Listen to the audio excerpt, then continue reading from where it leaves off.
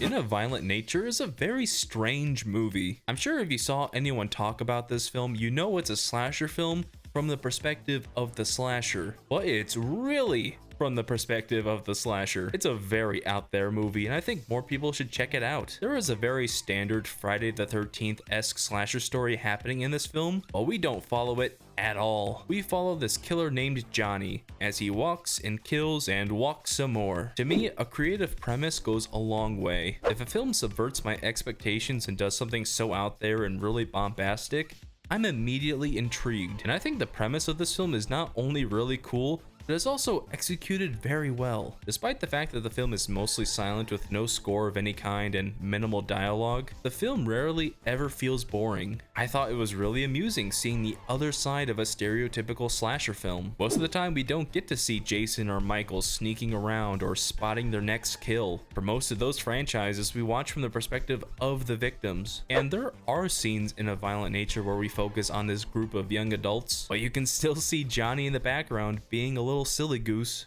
There must be something wrong with me, Linus. Christmas is coming, but I'm not happy. I don't feel the way I'm supposed to feel. I always end up feeling depressed. I will say though, this premise is definitely not for everyone. There will be plenty of people who will be put off by how unconventional this film is. And that's perfectly fine. This is not a movie I would show my family. And even though I really vibe with this premise, I don't know how many times I would actually rewatch this movie because it completely lacks any real characters. Characters. The litany of victims in this film aren't all that well developed. They're more so caricatures of your typical slasher film cast. You have your stoner characters, your pretentious girl who does yoga, your final girl and her love interest. And there's a few other characters to fill out this cast, but none of them are all that interesting. They kinda only exist to be attacked by Johnny, who actually has characterization in the film, which I did not see coming. We get brief character moments here and there, and that really helps to differentiate Johnny from other mute slashers like Jason or Michael Myers. And he behaves like a dog chasing cars. I'm a dog chasing cars. I wouldn't know what to do with one if I caught it.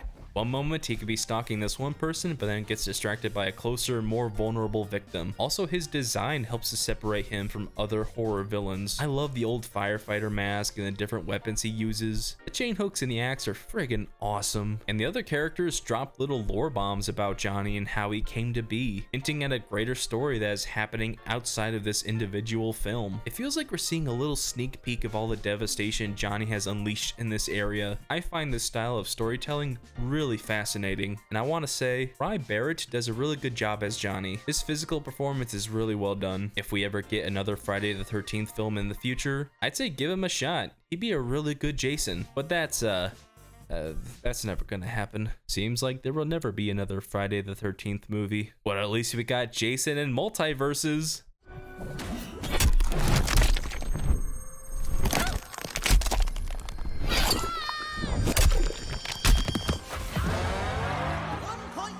Also, the visuals of the film are top notch. Chris Nash does a very good job keeping the film feeling fresh in terms of the visuals. Scenes of the killer walking through the woods could potentially get really stale after a while, but he managed to craft a bunch of really tense scenes by utilizing one takes, letting the audience understand the layout of the area where Johnny is stalking, and perfectly placing the victims in that area. I often think about how tense one of the first scenes of the film was. In a one-shot take, Johnny wanders into this random guy's house, as we the audience see him walking outside through the window, delaying the inevitable encounter. Chris Nash has a really great touch for suspenseful filmmaking, and this is his first feature film, and I'm really excited to see what he does next. Also, the cinematography by Pierce Dirks is really beautiful. He truly did a great job capturing the beauty of the wilderness, as well as how scary it can be. My feet hurt. Well, is it our fault you wore high heels on a hiking trip?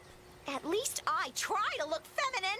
I think there's someone hanging right. But my biggest issue with this film is that I wasn't quite sure how I was supposed to feel while watching it. The film is very clearly a horror film. I felt pretty tense during many different scenes, and it's marketed as a horror film. But there are moments where the movie felt like it was trying to be more comical and poke fun at horror tropes. And I saw some people online found this movie to be really funny, hilarious, a downright knee slapper. Maybe I just didn't get it, but I felt the tones conflicted a bit too much, especially with all the incredibly gruesome kills that have people reacting like this.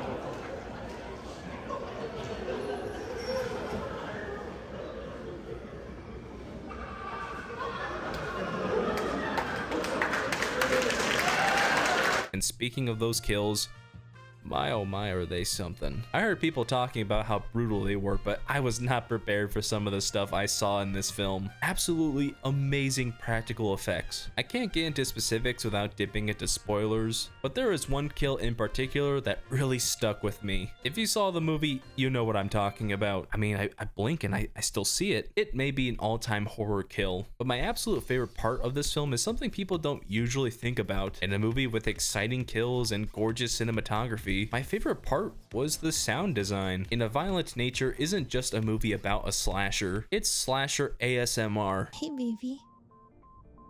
I know you've been having some trouble sleeping recently, but I want to help you. And I've been doing a bit of research, and I think I might know the perfect solution. Sweet dreams, baby.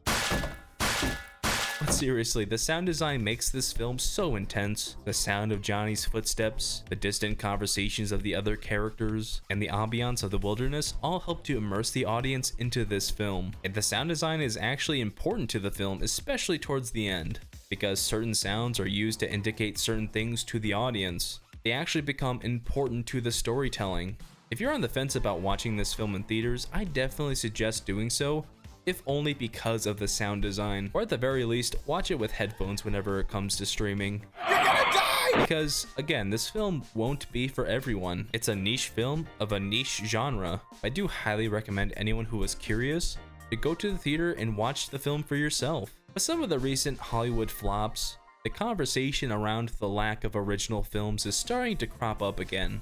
But In a Violent Nature is a very original film that is actually good, and I think it should be rewarded for that. It has a crazy premise, bonkers kills, and really talented filmmaking. It's not a perfect film, but it's one I think more people need to see. So I'm gonna give In a Violent Nature a 7 out of 10.